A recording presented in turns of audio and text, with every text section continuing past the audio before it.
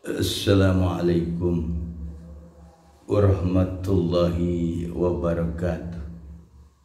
Alhamdulillah alladzi ja'alal insana kamilan bil ulum wal ma'arif wal asrar. Asyhadu an la ilaha illallah wahdahu la syarikalah wa asyhadu anna Muhammadan abduhu wa rasuluhu la nabiyya ba'dah. Allahumma salli wa sallim wa barik ala sayyidina Muhammadin wa ala alihi wa sahbihi ajmain, amma ba'd. Jamaah usaha Katolik dimanapun berada, mudah-mudahan di hari Minggu ini kita selalu diberikan kemudahan oleh Allah, segala urusan dunia maupun urusan keluarga, anak-anak kita dijadikan anak-anak yang soleh dan soleh, amin ya rabbal alamin. Bicara tentang ilmu tasawuf atau ilmu torekoh atau disebut ilmu torekoh sufiyah.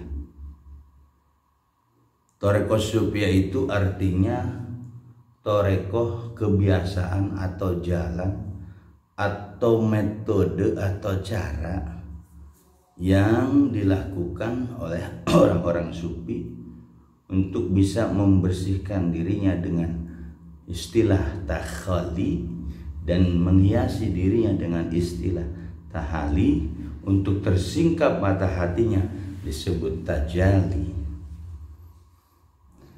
Perjalanan ini unik. Perjalanan ilmu torekoh merupakan penjawantahan atau realisasi daripada ilmu tasawuf itu harus bertorekoh. Torekoh yang kita jalankan di Miftahus Sudur di bawah bimbingan Syekh Abdul Rahman ini dengan torekoh Qadiriyah wa Naqsabandiyah.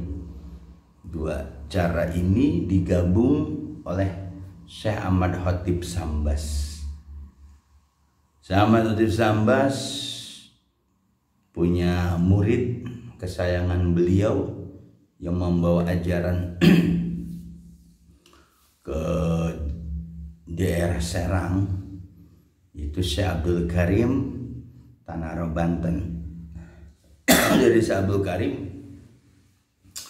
kita mendapat jalur dari Abah Solihun, Raden Solihun, Abah Solihun Benteng.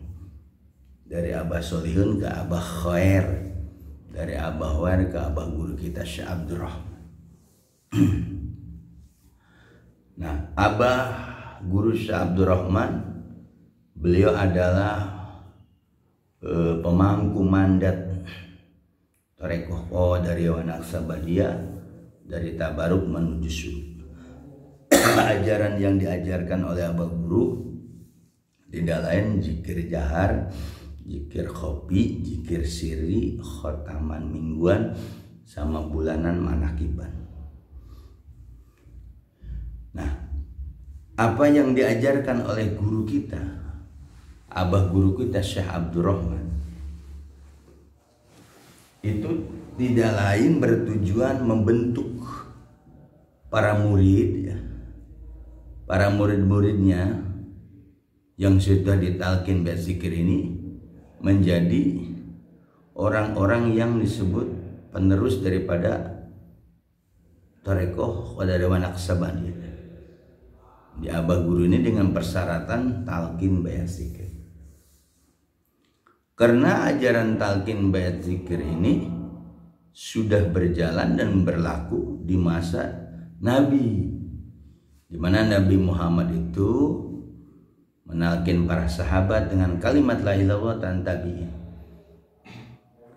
Dengan tujuan la ilaha illallah itu diajarkan pada zaman Nabi itu, pertama tasfiyatul qulub, membersihkan hati. Tazkiyatun nufus, membersihkan jiwa dan husul ibadah kepada Allah. Yang ketiga, tasbiyatul qalbi. Tasbih itu sofa yusofi tasbih, artinya membersihkan atau mensucikan hati. Tasbiyatul qalbi itu alat membersihkan hati seseorang. Kata Rasulullah, likulli syai'in syikolah wa syikolatul zikrullah. Setiap sesuatu ada alat pembersih. Pembersih hati ada zikrullah. Nah, zikrullah, ingatan hati kepada Allah, maka dalam metode ajaran Abah Guru Syekh Abdurrahman ya, Torekoho dari Wanaksabandia, pembersihan hati itu maka diawali dengan pintu talqin, babut talqin, bab pintu talqin, tuntunan. Yang dituntunkan adalah kalimat la ilaha illallah, tidak ada Tuhan kecuali Allah, yang itu untuk diimani oleh seseorang. Tidak ada Tuhan kecuali Allah. Itulah iman, untuk diimani oleh seseorang bahwa tidak ada Tuhan kecuali Allah. Nah, untuk memasukkan kalimat la ilaha thayyibah ini untuk menjadi alat tasfiyatul qulub, maka diambil kalimat la ilaha yang 4 huruf tadi, 4 kalimat tadi, 12 huruf, melalui bab talqin, dituntun, diajarkan. Nah, talqin ini disebut kontrak rohani, sebuah perjanjian atau baiat seorang murid untuk tunduk kepada ajaran gurunya. Apa yang diberikan ilmu gurunya dia diamalkan, namanya baiat. Innal ladzina yubayunaka innama yubayinullah. Nah, perjalanan setelah ditalqin itu, di situ ada satu perjanjian diikrarkan oleh setiap murid ketika ditalqin di hadapan badal talqin. Raditu billahi robba wa bil islami dina wa bi muhammadin nabiyya wa rasulah wa raditu bika syaikhan wasitotan ilallah. Aku ridho Allah sebagai Tuhan, aku ridho Nabi Muhammad sebagai nabiku, dan aku ridho engkau sebagai guru, wasilah untuk bisa sampai kepada Allah. Nah, itu namanya ditalqin, ada baiat ikrar. Ketika raditu bika syaikhan wasitotan ilallah, yang diungkapkan oleh murid, maka dia ridho. Guru ahlu talqin Syekh Mursyid al-Mursyid ini sebagai wasilahnya untuk bisa mengusulkan kepada Allah dari pintu talqin tadi dengan mencapai tasbihatul qulub. Nah, ditalqinlah, dimasukin kalimat la ilaha illallah itu. Tekniknya la ilaha illallah. Nah, baru Allahnya pun ditalqinkan, dituntunkan. Di situ ada yang disebut, dibukalah di zikir khafi itu yang namanya latifah. Latifah Rabbani ini hati nurani disebutnya. Nah, di tasbihatul qulub tuh, malah la ilaha illallah, zikir khafi, tapi tasbihatul qulub ini dengan ditanamlah latifah tadi oleh sang mursyid, seorang guru tadi. Ketika sudah ketahuan itu latifah, maka di situ ada dosa latifah. Dosa latifah ketika sudah dibuka ada dosa latifahnya. Dosa latifah yang pertama tersebut hubud dunia, itu dosa latifah. Kemudian mengikuti hawa nafsu, dosa latifah robani, robaniyah rohani. Lawamah itu dosa latifah. Nafsu setan, mengikuti nafsu kesetanan, itu pun dosa latifah. Maka ketika dibuka latifahnya seorang murid oleh si mursyid, si murid tadi akan diberikan petunjuk oleh mursyidnya bahwa di latifah itu ada dosa yang engkau harus bersihkan. Nah, maka dengan kalimat la ilaha illallah atau zikir khafi dibersihkan latifah tadi. Ternyata ada dosanya. ketika nafsu lawamah pendam, tenggelam, nafsu mengikuti hawa nafsu tenggelam, mengikuti hubudunya panah, hilang, lenyap, nafsu kesetannya lagi bisa lenyap, maka timbul cahaya iman, cahaya Islam, ma'rifat. Nah itu baru tasbiyah dari latifah tadi. Jadi ketika dibuka latifah itu jangan bangga, karena ada dosa latifah yang harus kita habiskan, bersihkan dari latifah qalbi kita nih. Nah di latifah qalbi lah ada dosa-dosa latifah. Maka untuk menghilangkan dosa-dosa latifah yang 5 tadi, maka Abah Guru memberikan sebuah ajas tujuan, munajat, zikir, dan doanya. Ilahi anta maksudi waridoka matlubi atini mahabbataka wa ma'rifataka waqti ala latifah qalbi anwari tajali apalil uluhiyah al-faidu min qalbi habibika Muhammad sallallahu qalbi syafiqa Adam salam.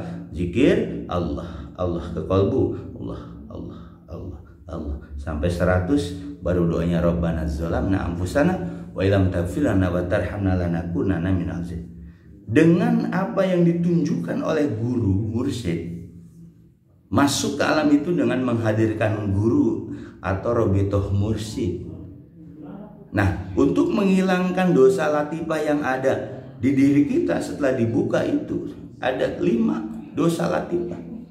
Ubudunya lawamah akan hilang, itu pun dengan konsisten, kontinu. Nah ketika dosa-dosa latifah itu hilang, ada cahaya keimanan, keislaman, ma'rifat, tambah sabar begitu. Nah ini berarti apa? Jadi manusia itu memang ketika melihat jasadnya ya biasa. Mungkin orang tidak tahu dosa-dosa latifah yang ada di setiap manusia itu ada. Ketika latifah itu terbuka, dibuka sama Syekh Mursyid, ternyata ada dosa-dosa latifah. Selama ini orang mungkin dia berpakaian sorban, peci, itu baru raganya. Tapi kalau latifahnya sudah dibuka oleh Syekh Mursyid, dia ketemulah hakikat dirinya, baru di situ dosa-dosa latifah itu kelihatan. Sebagaimana Abah bilang seperti itu. Nah maka disitulah kita perlu zikir jahar dengan pukulan yang kuat ke latifah qalbi. La ilaha illallah, la ilaha illallah, la ilaha illallah. Zikir hobi pun sama, ke latifah qalbi 100. Tujuannya apa? Menghilangkan, membersihkan dosa-dosa latifah yang 5 tadi. Hubudunya, mengikuti hawa nafsu, lawama, nafsu kesetan, nafsu keiblisan. Itu pun tidak bisa dihilangkan dengan maunya kita. Itulah yang disuruh Panak bil Mursyid itu seperti itu. Karena kita akan menembus 5 lapis dosa latifah itu yang kita nggak bisa dengan sendiri, harus pakai kekuatan power daripada guru mursyid kita. Maka dikasih ajas tujuannya, dikasih ajas tujuan, munajat, zikirnya, jika cara zikir khafinya, ya, ke latifah qalbi, doanya. Dan insya Allah di situ akan berbarenganlah dengan guru kita. Nah, karena ruh kita nyantel akan berbarengan dengan abah guru, dengan kita dijalankan suluk itu, diperjalankan oleh guru kita, ngebuka latifah itu dengan pukulan tumbukan. Nah itulah metode Thariqah Qadariyah Naqsyabandi. Ya. Tujuan ditalkin itu dibuka. Setelah dibuka, rohaninya hidup, baru manusia tahu, oh ada dosa latifah di diri kita